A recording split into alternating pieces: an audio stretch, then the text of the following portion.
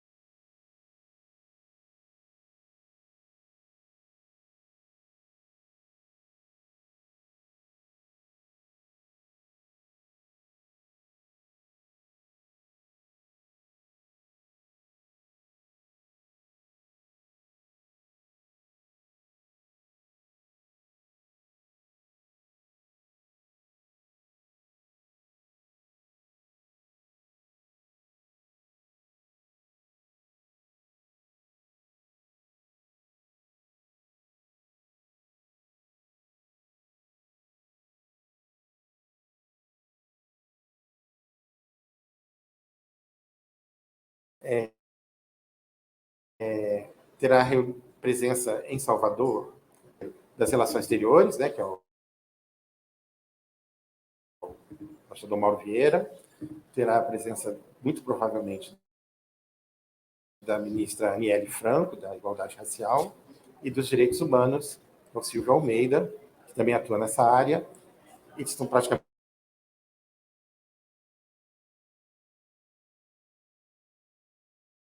confirmados, já reservaram a agenda, mas a agenda de ministro sempre sofre alterações no final. E vindo esses 3 ministros brasileiros, talvez venha também a ministra Margarete Menezes da Cultura, que está sendo estudada.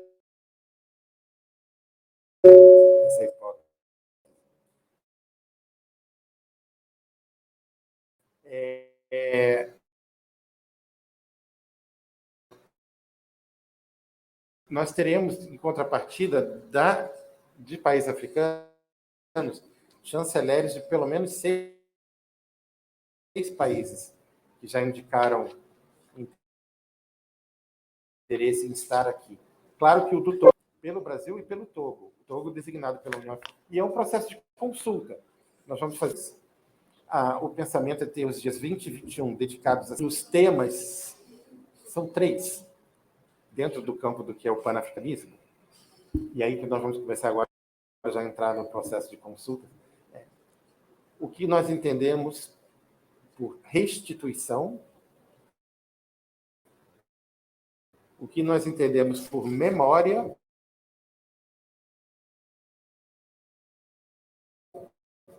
e o que nós entendemos por reparação. Então, restituição da diáspora, essas devem ser em Lomé, em outubro. O congresso é bem no final de outubro. Eu acho que 29 a 31 de outubro. Acho que o encerramento no dia 1º de novembro. E é um desafio. Então, nós vamos fazer esse processo, porque para inicial, porque ainda está em elaboração, já está com 120 nomes. E de atores, líderes religiosos, já temos 14 países. Então, desde Jamaica, Cuba, Haiti, Barbados, depois Honduras,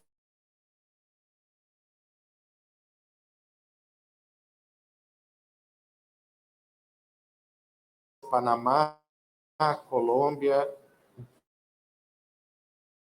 Peru, Equador, Venezuela, e depois a minha participação. O evento vai ser traduzido em 4.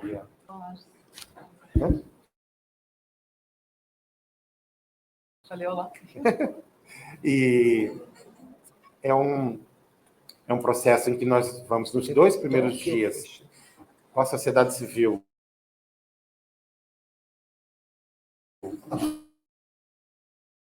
discutindo esses 3 temas, em 3 meses.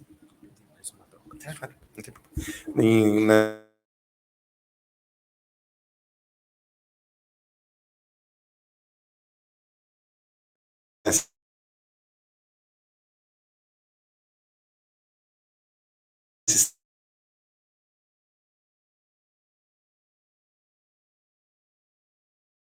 3 temas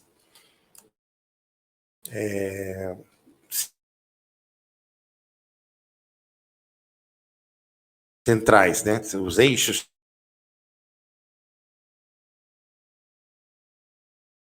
temáticos.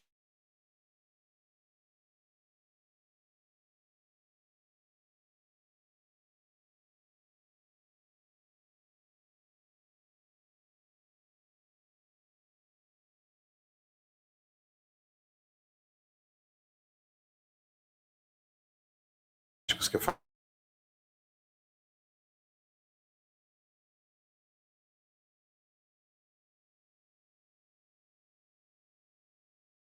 falei, né?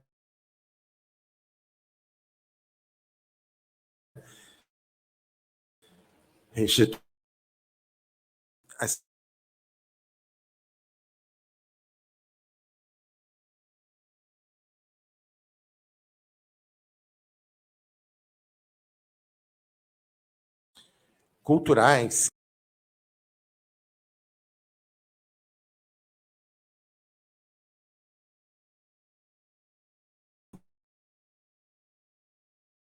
com os eventos culturais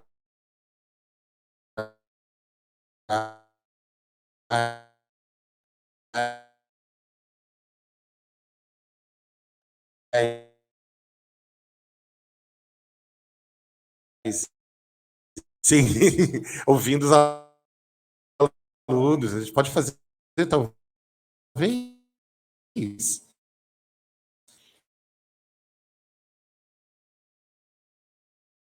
uma pré-discussão aqui e já levar um documento com contribuições da Unilab, para, né, propostas da Unilab, do Campus dos Malês, para esse grande exercício de, de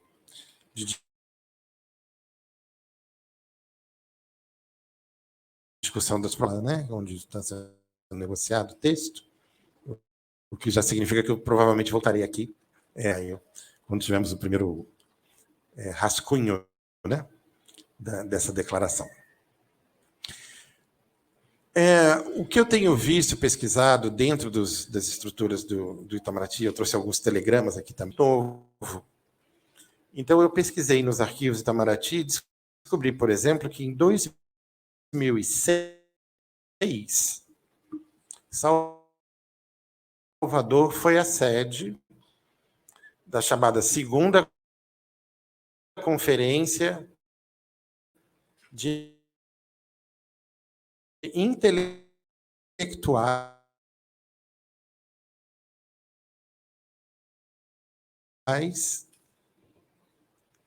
africanos e da diáspora, da África e da diáspora, CIAD. Foi uma iniciativa do então ministro Gilberto Gil, que estava à frente do Ministério da Cultura, naquela época, em parceria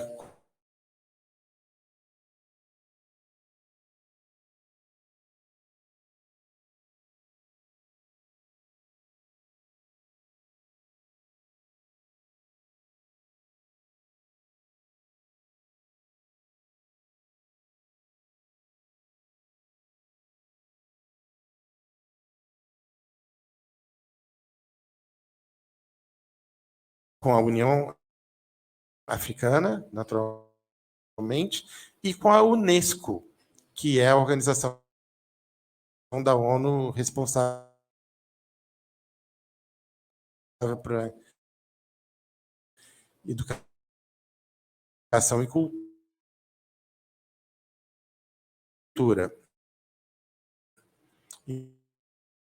Então, essas três, né, o Ministério da Cultura do Brasil,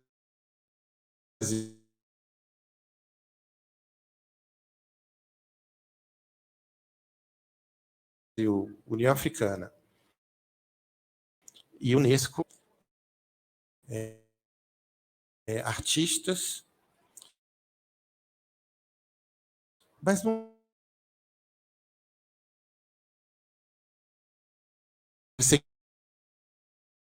segmento dentro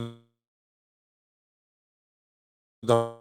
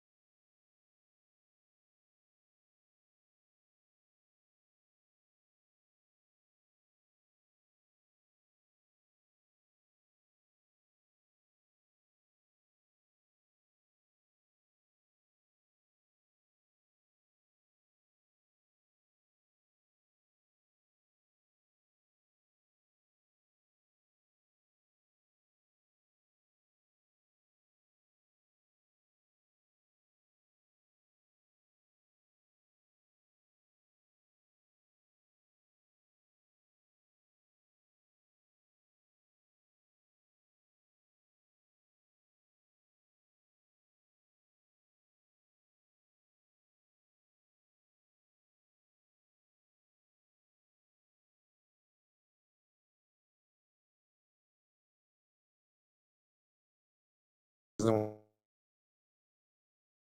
Nesse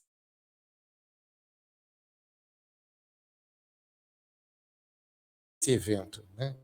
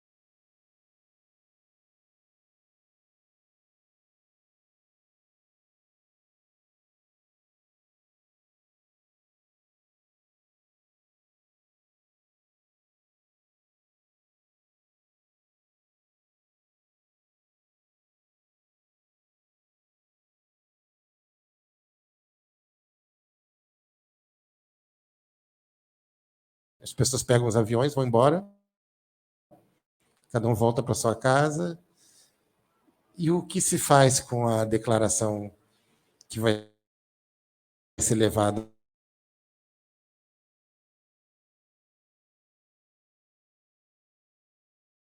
para o 9º Congresso do Panafricanismo em Lomé? Será que nós temos condições de acompanhar, de ver, destrinchar em itens cada uma das propostas, as que não forem de terem sido colocadas de lado em algum momento, com as suas dificuldades encontradas, para que então essa pode ser uma perspectiva interessante. A outra é que vocês sabem que tem a Comunidade de Estados Latino-Americanos e Caribenhos, a CELAC. A CELAC está se fortalecendo, o presidente Lula já foi à cúpula da CELAC para manter o compromisso do Brasil. Houve um momento que o Brasil se distanciou da CELAC, mas já está retomando a parceria. E a CELAC também tem um olhar voltado para o continente africano, pela presença da diáspora na região. Então, é possível que surjam mecanismos entre a União Africana e a CELAC para um programa comum de divulgação, valorização da cultura, mas também de combate à fome. Isso é um programa, né, de governo que tem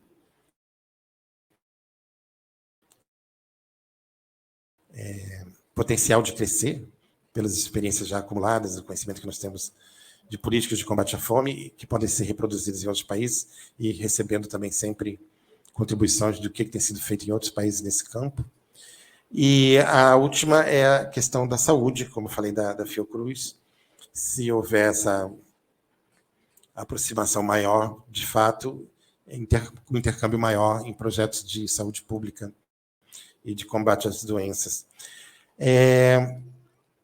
Por último, já antecipando um pouco do que vai ser o tema da próxima visita minha aqui, um gesto importante do Brasil em relação à África foi trazer, não foi só um esforço brasileiro, mas o Brasil foi um dos atores que deram impulso, foi trazer para o grupo das 20 maiores economias, o G20, a União Africana, para que ela tenha um assento e que as discussões do G20 possam ser disseminadas em todos os países. Eu até ia falar assim, entendo que é por causa do Saara, né?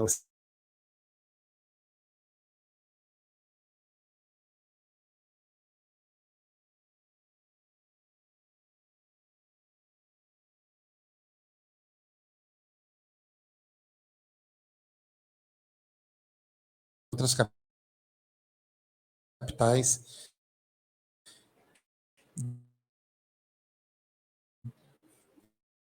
principalmente para países que não teriam acesso ao que está sendo discutido dentro da do grupo. E essa é outra reunião importante que nós vamos ter em Salvador, também em maio, a nossa reunião da diáspora africana, de 20 a 22 de maio. Na semana seguinte, de 27 a 29 de maio, é um grupo de trabalho muito importante dentro do G20, que é o desenvolvimento social, desenvolvimento sustentável. Então, nós vamos ter de combate à fome, de igualdade racial e habilidade.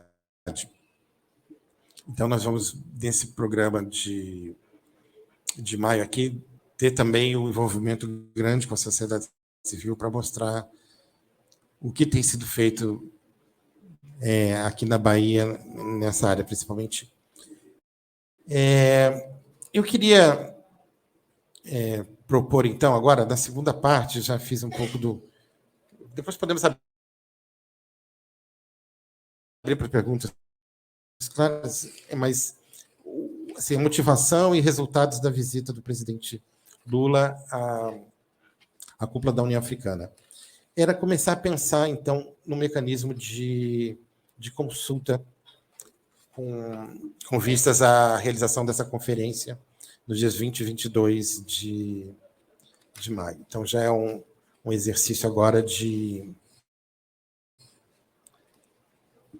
oficina que nós vamos fazer para levar adiante as observações da minha vinda aqui hoje no Campo dos Malês para o comitê que está organizando a conferência lá em Brasília.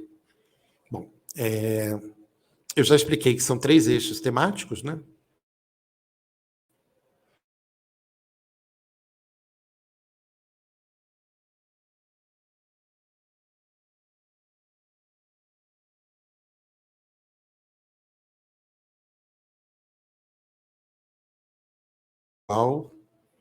Que foi feita pela chancelaria do Togo, que é onde se propõe o que eles pretendem nessa reunião.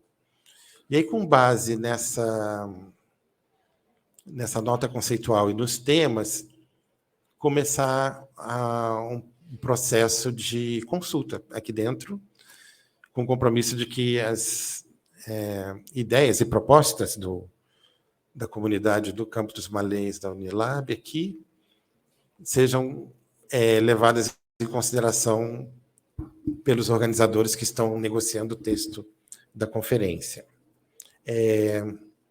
Para isso, nós teríamos que já pensar numa próxima vinda com esse propósito específico, né? Eu teria ali na minha PowerPoint, mas talvez já preparando... São trechos da declaração que foi aprovada em 2006. Mas eu acho que é melhor enviar para vocês de uma forma sistematizada, para que vocês possam circular e estudar e refletir sobre isso, do que uma leitura de um slide aqui talvez demorasse um pouco mais para provocar esse tipo de reflexão. Mas é isso, foi uma declaração aprovada por intelectuais, um documento voltado para a cultura e levado adiante pela Unesco. Dessa vez, nós estamos querendo um documento que vai ser levado para um congresso pan-africano. Quais seriam as características de um pan-africanismo hoje, em contraste com o que foi o pan-africanismo dos anos 50, né, e 60 na África, na época da libertação do colonialismo. Era o que eu tinha em mente para essa primeira parte. Eu queria fazer uma rodada de perguntas agora, se possível, e avançar um pouco presos, né? Porque eu acho que todo mundo esperava ouvir uma palestra com mais dados sobre relações comerciais, investimento que nós temos com o continente africano, mas como eu estou no meio do processo de preparação de um evento muito grande e para o qual vocês serão convidados, aliás, já estão convidados a participar de alguma maneira da organização, com as restrições de que nós não estamos em Brasília, né? Porque senão nós iríamos a uma reunião e falaríamos pessoalmente com as pessoas, que o nosso escritório do Itamaraty aqui em Salvador seja um canal para colher as discussões, reflexões, e que eu possa transmitir para os organizadores as propostas que sairão daqui. É um exercício que não pode ser feito numa tarde, né, assim, mas podemos dar o início hoje com algumas ideias. Se vocês tiverem algumas perguntas específicas sobre a organização, os objetivos, e eu já poderia dar início a um esboço do que pode ser feito e levado adiante para o comitê organizador. O documento que eu disse, como eu não posso circular para vocês, ele do jeito que está, mas eu posso extrair dele algumas partes importantes para montar esse propósito de provocar reflexão. E, principalmente, eu tenho que entregar para vocês a versão que acabou de ser traduzida para o português da nota conceitual que foi feita pela chancelaria do Togo, porque a parte togolesa que está propondo o 9º Congresso Africano e já pediu que nós, da capital da diáspora, né, que estão chamando Salvador como a capital da diáspora africana na América Latina. Isso é um título muito relevante, que já por si já provoca uma reflexão. Então, o que eles esperam de nós e o que nós podemos, então, retribuir, né? No sentido de contribuir, melhor dizendo, para essa discussão.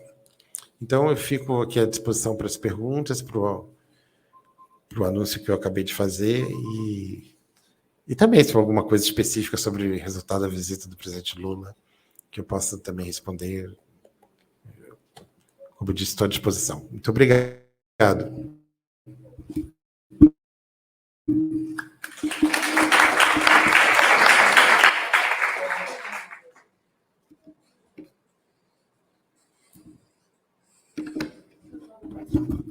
Pronto, agradecemos aqui a palestra do Celso França, né? E agora vamos abrir aqui para o debate, né? Aqui à frente. Acho que aquele eventualmente funciona. Não está funcionando. Não? Questões, gente? Tem. Enquanto na inscrição, eu vou me inscrever, né? Como primeira pergunta, né? Enquanto esperamos aqui os alunos. Pronto, Celso França, eu acompanhei a cúpula da União Africana, né? E enquanto africano, e fiquei um pouco incomodado, né? Com o presidente Lula da Silva, né? Não entendi o Lula 3, né? Me parece repetir alguns erros do passado em relação à política externa, principalmente em trocas de afago públicas com ditadores africanos. É algo que não passou despercebido, pelo menos para mim e para quem acompanha a política externa africana e tudo, né? Particularmente com o atual chefe de Estado da Etiópia, né? Que ainda tenha ganho o prêmio Nobel, é acusado de genocídio, uma série de coisas e tudo. Então, eu particularmente gostaria de perguntar assim exatamente quais seriam as orientações da política externa africana atualmente em relação à questão de direitos humanos. Não que não possa se relacionar, mas houve uma troca de afagos públicos, né, em relação a muitos ditadores africanos. Na América Latina, também recentemente defendendo o governo Maduro, nós sabemos que houve uma exclusão, por exemplo, da líder da oposição, que é candidata, entre outros mais na Europa. Né? Então, eu gostaria de tentar entender aqui, né, se você poderia explicar qual é a posição da atual política externa brasileira em relação à África, em relação a esse tipo de relacionamentos mais próximos, né? Pelo menos publicamente, e tudo mais. Mais alguma pergunta? Eu já posso responder essa? Acho que assim, você prefere um bloco, Celso, ou você prefere responder? Como você prefere? Eu prefiro um bloco. A gente vai anotando. Olá, minha gente. Quem escutou o discurso, hein? Olá. Tá, sim, mais ou menos, não tá bom. Tá bom, vou falar algo que as pessoas estão aí atrás. Boa tarde a todas. Era uma pergunta sobre a conferência em si. Gabriela, pela presença aqui, né? Acho que é sempre importante esse diálogo com o Itamaraty. sobre os três eixos temáticos. Eu fiquei curiosa para saber um pouco mais quando fala sobre restituição, memória e reparação, correto? Como é que como se aborda essa questão? Qual é a diferença exatamente entre restituição e reparação? O que a política brasileira pensa em relação a essas temáticas em si, em termos de proposição? Eu gostaria de ver qual a diferença seria entre restituição e reparação nesse sentido, em termos práticos. Né? Acho que seria, a princípio, essa leitura bem prática sobre a conferência.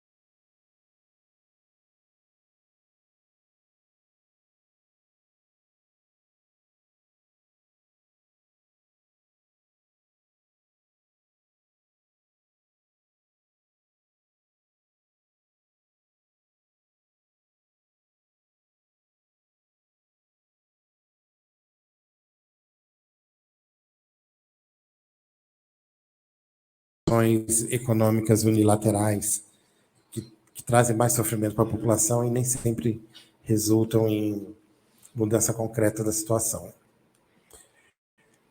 Bom, essa é a resposta tentativa. Depois a gente pode aprofundar um pouco mais essa questão.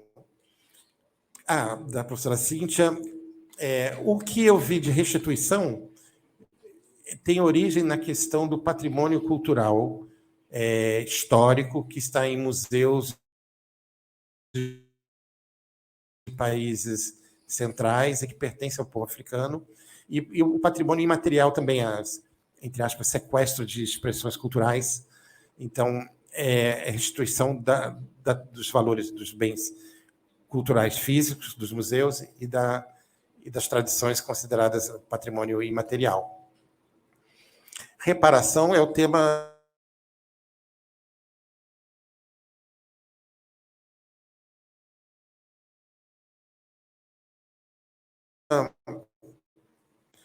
para pagamento mesmo de restituição financeira pelos danos causados durante o colonialismo e em particular pelo uso e o tráfico de escravizados do continente africano para a região. E a memória é também isso, é um pouco de não cair no esquecimento o que foi o tráfico transatlântico, para que seja sempre refletido, né? Um tema que não pode cair em esquecimento, como em algum momento no Brasil se tentou fazer com a ideia de democracia racial, e falar assim, não vamos mais discutir o que aconteceu no passado. Eu, numa pesquisa recente, nos arquivos do Itamaraty do período de 1922, encontrei o discurso do chanceler brasileiro da época, falando para os embaixadores, quase todos estrangeiros, então latino-americanos e europeus que estavam no Rio de Janeiro para a celebração dos 100 anos da nossa independência, né? Em 1922 nós marcamos o primeiro centenário. Ele dizia textualmente que a escravidão no Brasil foi muito triste, mas era uma chaga que já tinha ficado no passado e já estava cicatrizada. Então, o discurso oficial do Brasil em 1922 não, realmente foi muito triste o que aconteceu, mas passou, acabou, vamos olhar para frente, vamos pensar no futuro. Isso aí já está, a palavra foi cicatrizado, né? Uma chaga que foi cicatrizada. Para desfazer esse tipo de visão que é importante manter a memória do que aconteceu e pensar em políticas de reparação. E a terceira pergunta é Antônio, seu nome? Não, desculpa. Geraldo, desculpe. Do Geraldo foi sobre o que o Brasil pode obter nessas duas áreas, né, de cooperação com o continente africano, tanto na área de saúde quanto na área de agricultura. A experiência que eu tenho, né, no tema de cooperação técnica bilateral no eixo Sul-Sul é de que a construção do projeto em si leva em consideração o conhecimento que já existe no território onde vai ser aplicado. Então, nós temos que ver quais são as políticas públicas de saúde que já existem, o que elas trazem nos países africanos, que podem ser levadas em consideração aqui dentro do Brasil e também na área de agricultura. Eu tento recuperar o caso de produção de leite no Haiti, em que os técnicos brasileiros foram para ensinar uma técnica e voltaram de lá com conhecimento de uma técnica muito mais avançada que foi incorporada no Brasil. Então, eu não saberia dizer de antemão agora quais seriam os aportes, né, a contrapartida dos países africanos nessas duas grandes áreas, né, saúde e agricultura, desenvolvimento rural.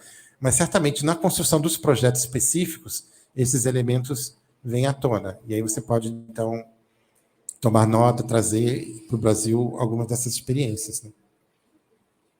Então, eu teria que ver como estão sendo discutidos os projetos nessas duas áreas para poder te responder mais concretamente. Mais perguntas, gente? Tem. Acho que eu tenho uma. Enquanto isso. Na União Africana, hein, pessoal? A gente fez esse trabalho, eu estava compartilhando com o Celso. E aí só é um comentário, Celso, e mais uma pergunta também nesse sentido, né? Me chamou muito a atenção quando você falou do cuidado para que as iniciativas não fiquem só no plano simbólico. E também chama muito a atenção esses 4 encontros internacionais em Salvador, e a gente conversando, você também falou sobre isso, porque Salvador e a Bahia é um pouco a cara ou a forma de simbólica daquilo que, em termos de imagem, o Brasil quer projetar internacionalmente. Mas a grande questão, e aí muito simples, tá? Não é nada muito elaborado, é o que fica. Né? Assim, o que fica além do simbólico, né? Porque às vezes me parece que a gente está trabalhando muito, não sabe, então vamos fazer em Salvador, mas pouco se olha para todas as contradições, né? Muito se fala sobre potência simbólica e pouco se olha para as condições concretas de vida real, né, da população. Então, nesse sentido, e aí é uma pergunta, um comentário, pergunta, né? Me parece, a gente estava falando sobre o discurso do Lula na cúpula da União Africana, e a impressão que eu tenho, um pouco leigamente também, mas evidentemente, né, como professora de Relações Internacionais, a impressão que eu tenho é o Lula reeditando esses aspectos simbólicos da política externa brasileira para o continente africano que ele implementou, e de fato teve muita implementação nos anos 2000, mas de lá para cá, por conta de mudança de governo e tudo que a gente passou, houve uma descontinuidade. E a impressão que eu tenho é que, por enquanto, só há um uso político de coisas que já aconteceram. Então, a impressão que eu tenho é que ainda não se retomou uma política externa brasileira para o continente africano, exceto por essas questões mais simbólicas do Lula ir lá, de o Lula fazer as visitas, de colocar isso na pauta em termos discursivos, mas em termos de política concreta, como é que você vê o que está acontecendo? Porque, por exemplo, às vezes o Lula também, e estou fazendo a crítica aqui no melhor sentido, por exemplo, quando ele fala, construímos a fábrica em Moçambique, a gente estava falando na componente. A fábrica que se construiu em Moçambique deu tudo errado com a fábrica, e ele continua usando a fábrica para falar da política brasileira para o continente africano, usando como um exemplo. E a gente que estuda sabe que não pode ser usado como exemplo, e ele usa. E a Unilab, o quanto que a Unilab foi apropriada politicamente na campanha eleitoral, no pós-campanha eleitoral. Então, há um uso, acho que a gente tem que tomar muito cuidado com isso e refletir na nossa melhor condição crítica, assim, para tentar fazer diferente. Então, assim, agradecer mais uma vez, né, Celso, assim, e essa disponibilidade de diálogo e o encontro da diáspora, eu acho que tem tudo a ver com a Unilab, é isso. Agora, como ficam essas questões, né, da gente conseguir, além do simbólico, como você vê essa retomada da política externa brasileira para o continente africano, sem ser reedição e apropriação simbólica daquilo que já passou, e muitas vezes não funcionou na prática como se colocou que funcionaria, né? Então é isso, é crítica no melhor dos... Não é crítica a você, eu acho que é crítica aqui para a gente construir coletivamente. E aí, quem trabalhou o discurso, por favor, né? Vamos fazer... Sim. Isabela, eu falei exatamente nisso, porque, como diplomata, eu tenho essa preocupação de dar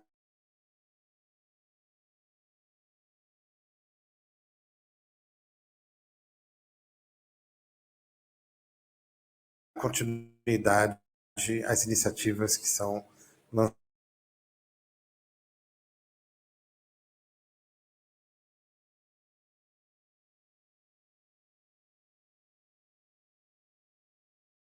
Se as metas não são alcançadas, eu acho que é uma falta de visão nossa, dos burocratas que estão em Brasília.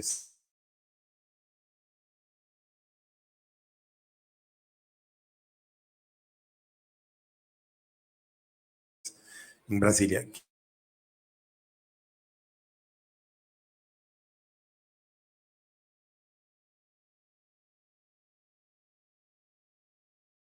As coisas não andam, pode ter sido esse o caso da fábrica de Moçambique. E eu acho que, no caso da fábrica de Moçambique, existem caminhos para consertar o que foi feito de errado, para que o processo continue e seja algo que traga benefício realmente à população moçambicana nessa área. Então, o primeiro é o diálogo. O segundo é isso, pensar em ações que darão resultados. Para isso, nós temos os chamados mecanismos de seguimento, né? Você tem uma visita presidencial a um país, ou no caso, o presidente Lula na cúpula da União Africana, e de lá saíram, né? Porque já foi feito, saíram propostas que precisam ser implementadas. E esse mecanismo requer constância na realização de ações, de avaliação, nós chamamos de monitoramento e avaliação das ações que estão sendo tomadas para correção de caminhos, né?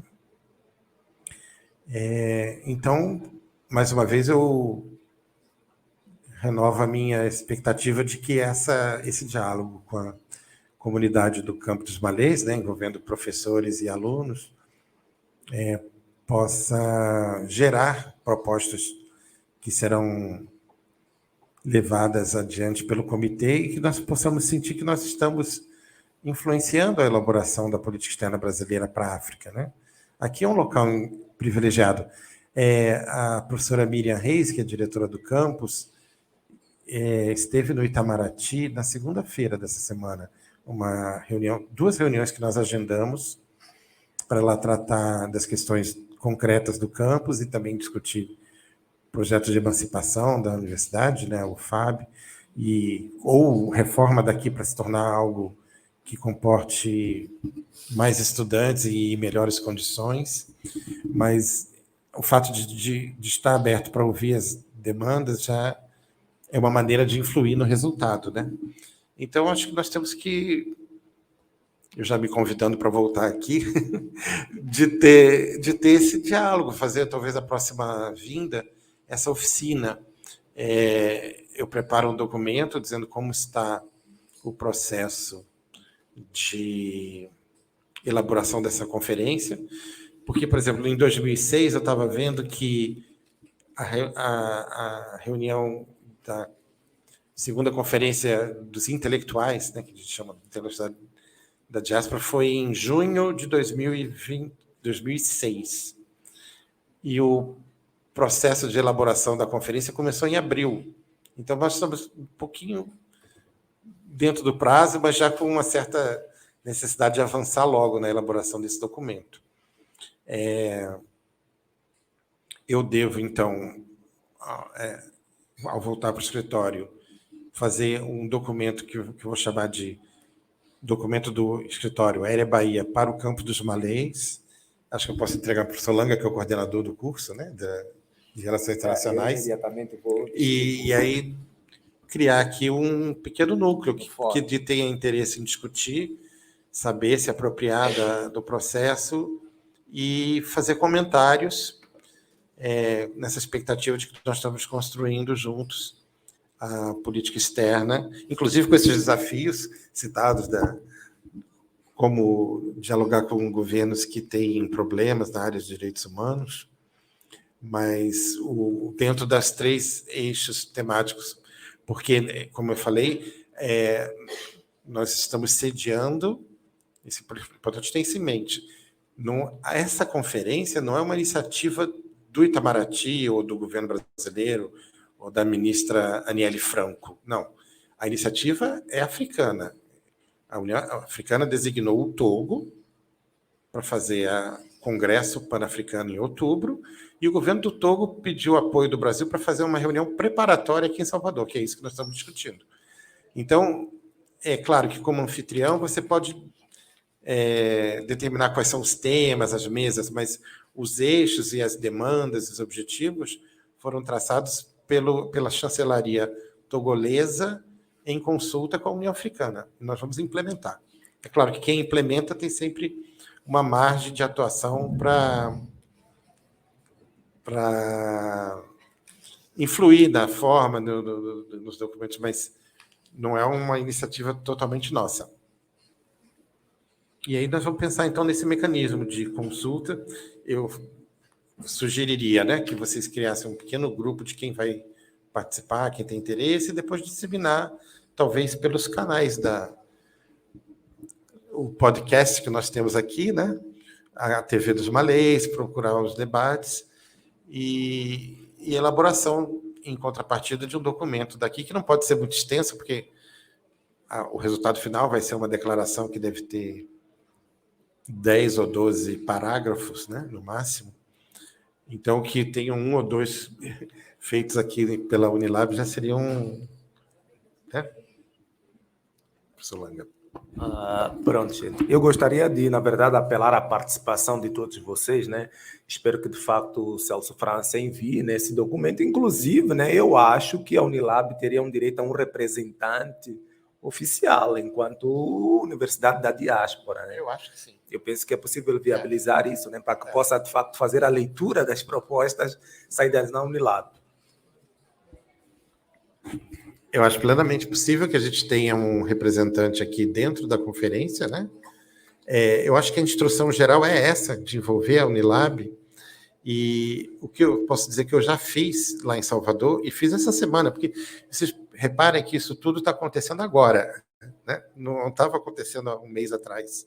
Hoje de manhã, eu comentei com as professoras Cíntia e Tatiana no carro, eu já estava falando no telefone com Brasília, porque o cerimonial já vem semana que vem para definir onde vai ser, quantas pessoas cabem na sala.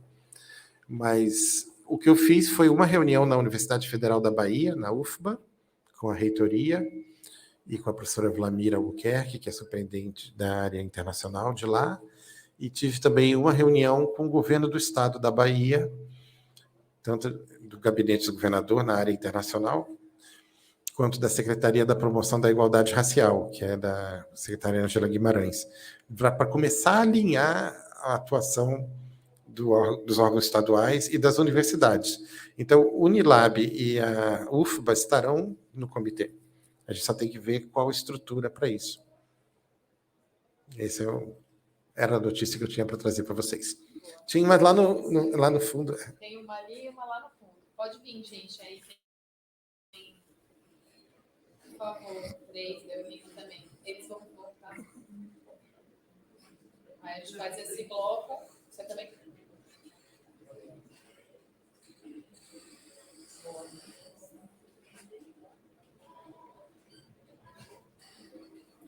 Boa. Pode falar aqui? Pode falar aqui.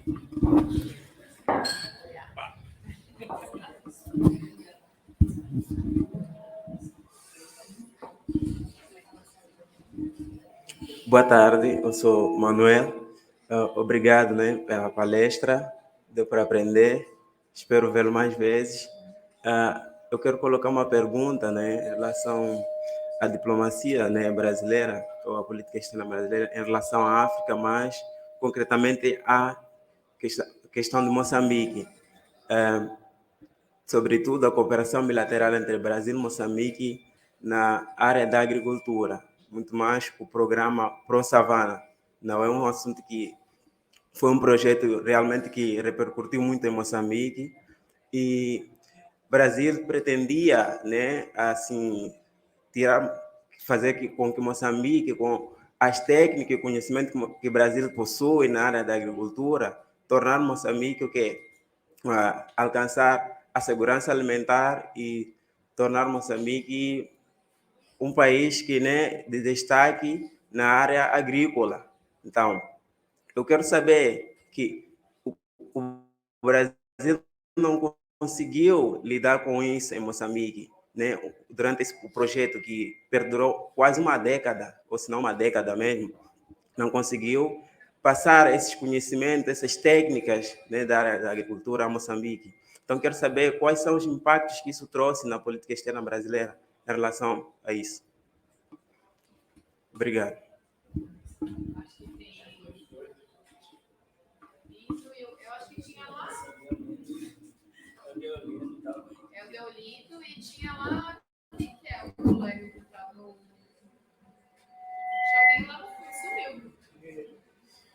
Era você? Eu lá, não é? Eu que tava no... que eu tava de boné, né? Sim.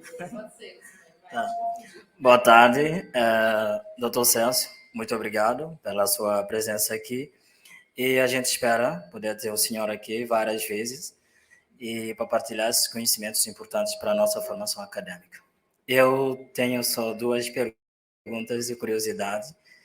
E a primeira pergunta é: quais as principais áreas de cooperação Brasil-África que o senhor apontaria aqui, exceto a educação?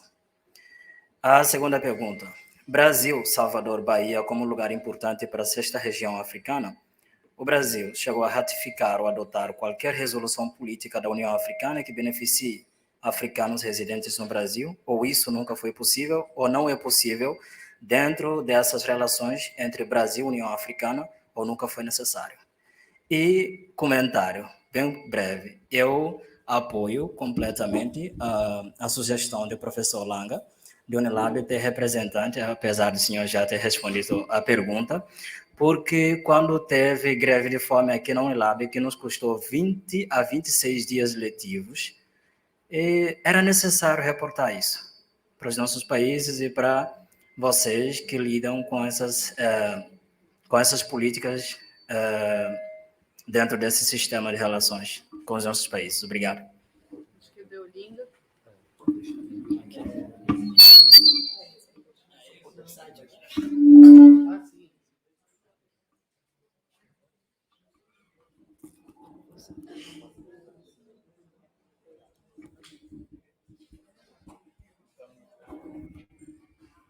Opa.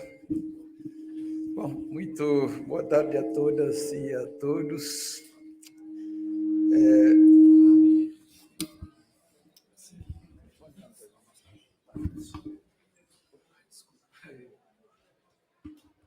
Vou tentar falar sem microfone. Bom, muito boa tarde a todas e a todos. Queria fazer a pergunta. Os estudantes não tinham pergunta, mas vou aproveitar e fazer duas perguntas. Então, agradecer a presença do embaixador, né, saber que ele vai estar aqui mais vezes para a gente, né, ter esse debate tão interessante. Acredito que o senhor começou bem, portanto, fazendo essa análise histórica que muito me interessa, né, para depois a gente avançar. Acho melhor desligar essa coisa.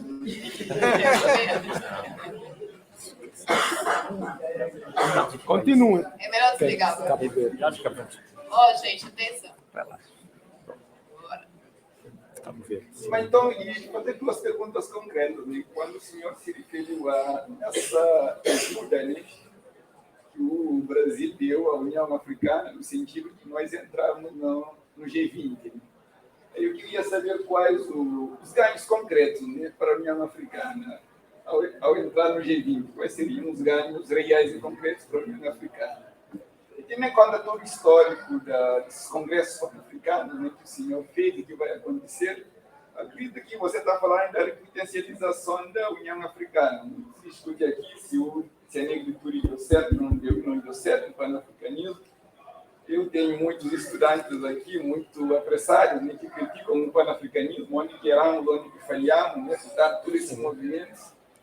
E o que nós poderíamos fazer hoje no sentido de repotencializarmos o pan-africanismo? Acredito que tudo que vai ser feito no mês de maio, outros eventos, vocês estão querendo repotencializar o pan-africanismo, mas o que nós poderíamos fazer no sentido de repotencializar o pan-africanismo? E não vou entrar no debate agora com as perguntas que os meus colegas já fizeram, né? Mas talvez repensar essa questão. Né? Eu não sei se todos os projetos do Brasil e Moçambique deram errado, né? Talvez da forma como a professora quis dizer, Temos que ver também se Moçambique, se Cabo Verde, se Angola, se a África está em condições. Não adianta, não é nada o africano ficar sentado esperando que o Brasil vai inventar milagre para os problemas africanos. Deu certo em Moçambique, não deu certo. Não sei se é porque o Brasil. E essa questão também que o professor Langa colocou, mas não vamos debater isso agora. Mas eu não tenho nenhum problema ver o presidente Lula junto com os chamados ditadores africanos. Talvez o Brasil faça isso de forma mais clara, né? Mas os Estados Unidos estão aí comprando petróleo da Venezuela, da Arábia Saudita, dos Emirados Árabes Unidos. Então, quando ele colocou isso, ditadores africanos, eu não concordo com isso. Né? Mas isso é um outro debate. Eu apenas vejo que o Brasil está sendo realista na sua política externa. Infelizmente, os africanos não conseguem fazer isso. E depois ficam toda hora criticando essa cooperação do Brasil e da África, se deu certo ou não. Nós temos que ver onde que nós também erramos. Então, essas duas perguntas mais diretas, G20 e potencialização do panafricanismo. Obrigado, agradeço. E as outras sessões, a gente pode avançar mais com polêmicas.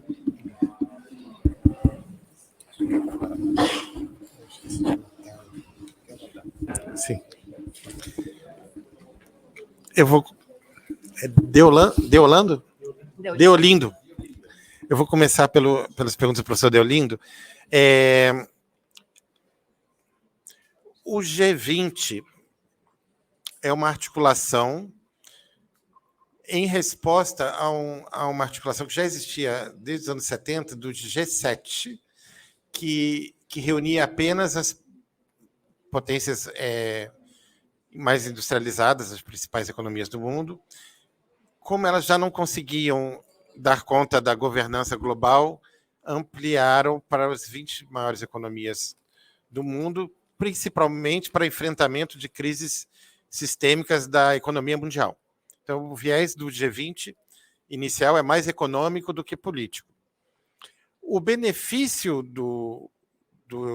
da presença da União Africana dentro do G20 é aquilo que eu tentei dizer de, primeiro, influenciar o debate, porque os documentos do G20 são aprovados por consenso, são discutidos, então a União Africana, o representante da União Africana na reunião do G20 poderá falar quais são as aspirações do continente e vai poder, como disse, disseminar para os 54 ou 55 países quais são as discussões que estão em andamento, para que cada país tenha conhecimento e possa elaborar internamente quais seriam as suas propostas.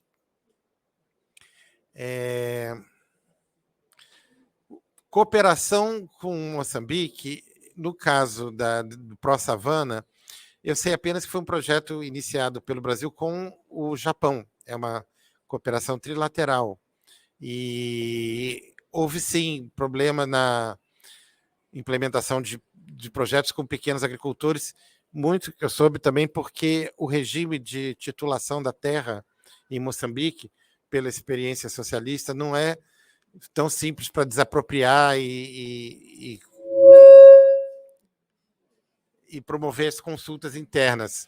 Mas eu não saberia dizer assim, quais foram os erros fundamentais e quais seriam os caminhos para reajuste da política, né? Porque, como eu disse, todo projeto de cooperação tem uma fase de concepção do projeto, o início da implementação, e depois é obrigatório que tenha uma fase de monitoramento do que está sendo feito para avaliar o que já se alcançou e poder, então, reajustar os caminhos para que sejam conseguidos os objetivos finais. Então, teria que ver quando foram detectados. Eu sei que houve problemas com os pequenos agricultores, houve uma fase de insatisfação. Quais foram os ajustes feitos do projeto para que ele desse seguimento, né? E o objetivo também, eu me lembro que era ter em Moçambique também um núcleo de produção agrícola que fosse acesso ao mercado exportador externo, né? Não era só para combate à fome e segurança alimentar interna, mas também como uma plataforma de produção para o mercado internacional. E isso traria mais divisas, né, para o tesouro moçambicano e reservas cambiais. Então, tinha esse propósito também. Eu teria que ver, eu posso pedir da Agência Brasileira de Cooperação uma avaliação de como está o estágio hoje né, desse projeto que foi realmente importante. E a parceria com o Japão na sua fase inicial. Está faltando a... Os dois são o Somani Cadê ele? Ah, porque você está com um bonezinho. Eu esqueci. Esse, exatamente. O que eu me lembro da sua pergunta, dizia também a capacidade nossa de influir nas decisões da União Africana. Qual foi a outra que fez a pergunta? Manuel. Que está onde? Manuel. Não estou vendo. Manuel está aí? Ah, o Manuel ali. Ó. Ah, foram só 3. Eu achei que eram 4, desculpa. Por isso que eu estava pensando mais ou menos. Ah, porque ele fez 2 perguntas. É isso, então é isso. Sim, isso. Sim, me lembrei. Então, sobre esse mecanismo de representação da Unilab, eu vou repetir aquilo que eu recebi de orientação geral de Brasília. Não realizar o evento sem a participação da Unilab. Então, ela já está assegurada. Vocês são convidados a participar da elaboração da conferência. Como vai ser feito, acho que vai depender da organização interna aqui no campus dos Malês, né? Se vai ter um delegado, um pequeno grupo de delegados, e como vai ser feita a inscrição. Claro, eu tenho que passar para vocês o número de vagas, né, disponíveis para a Unilab. Quantos professores, quantos alunos podem ser credenciados para participação do evento principal. Mas na fase anterior, que é da elaboração das propostas, o convite é o mais amplo possível, né, de consultas internas. E aí vai depender do documento que eu vou elaborar e mandar para o professor Langa como coordenador para poder circular entre os professores e alunos. Então, eu não sei qual vai ser o processo interno também para definição desses... Agora, a questão é isso, tem que ser sempre democrático e representativo. Agora, quanto à questão dos problemas, você falou também dos problemas da greve de fome, não é isso? Então...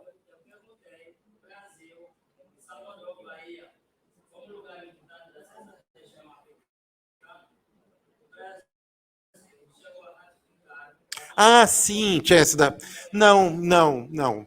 A gente não participa do processo decisório da comissão lá em Addis Abeba, então nós não teríamos como votar, aprovar uma resolução interna. O que o mecanismo propõe é influenciar o debate. Então, a diáspora, que é a 6ª região, vai ser ouvida e as propostas serão discutidas em Lomé, mas são os 55 membros da União Africana que decidem internamente as resoluções que valem para o continente, né? O que se tem é a ideia de ouvir. Mas você não tinha falado também do problema da greve de fome? Ou foi outro? Falou também. Falou. Então, eu só queria dizer que quando estiveram aqui os 16 embaixadores de países africanos, que foi 20, 22 de novembro, né, do ano passado, nós viemos aqui. Hã? Não, está falando da data, Osmani. Eram 16 embaixados, nem todos eram embaixadores, é verdade.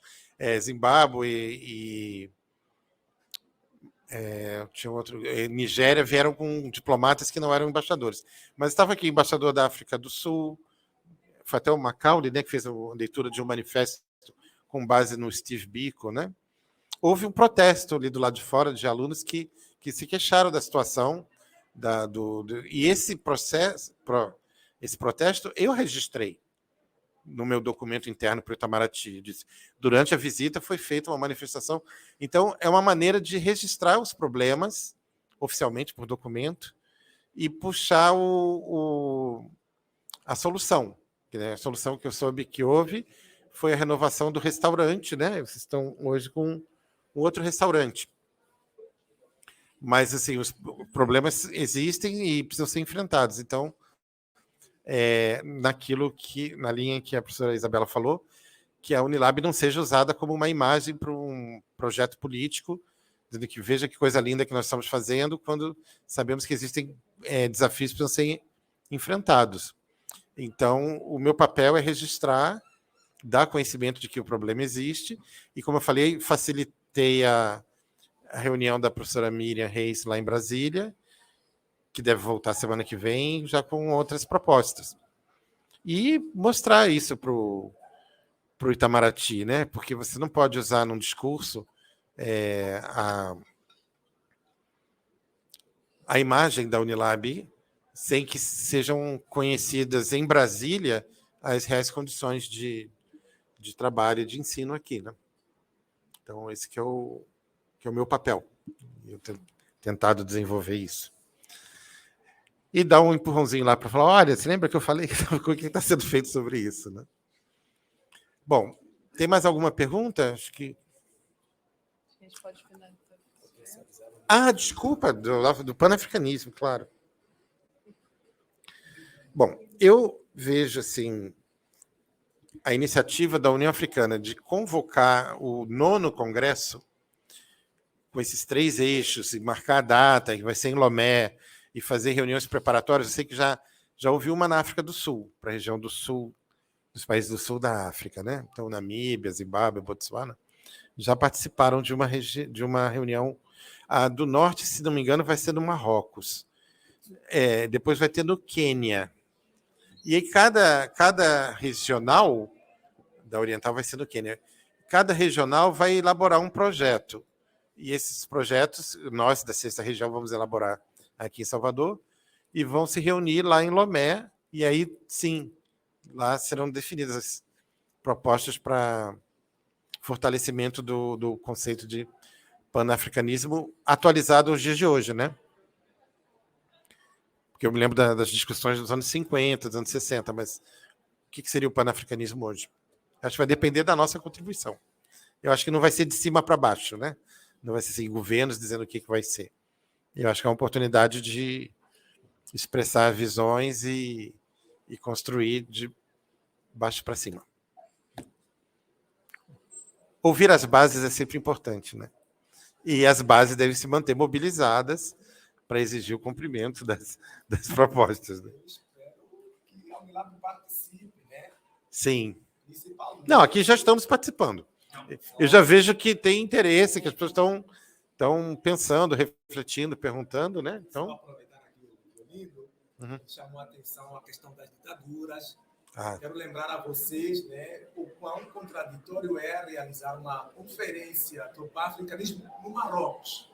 Vocês sabem por quê? Mas aí, bom... Eu diria que fica para a próxima. Segundo ele falou, deixa para a próxima polêmica.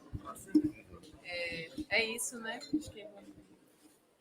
Tá certo, estou à disposição, então, e agora com o compromisso de chegar no meu escritório, preparar o documento e mandar para o professor Lamba para circular aqui dentro, provocar essa reflexão e ver o mecanismo de consulta para que...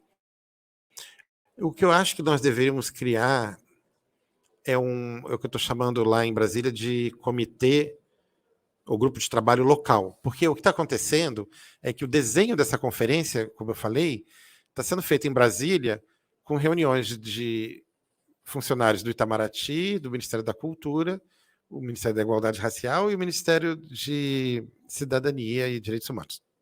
Direitos Humanos e Cidadania. Então, se reúnem, discutem, vamos fazer assim e tal. Mas como vai ser implementado aqui na Bahia, os atores locais têm que expressar, fazer sugestões, né? De pauta e de forma, né? De formato.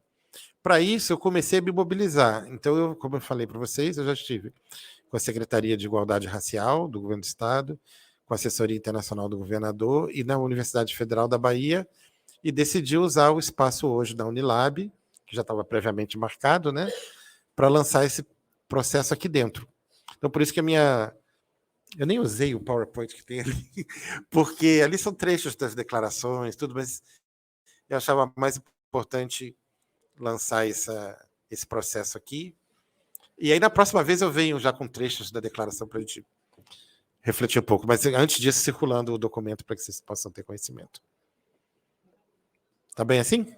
Obrigada, de nada, disponho. E eu quero só, mais uma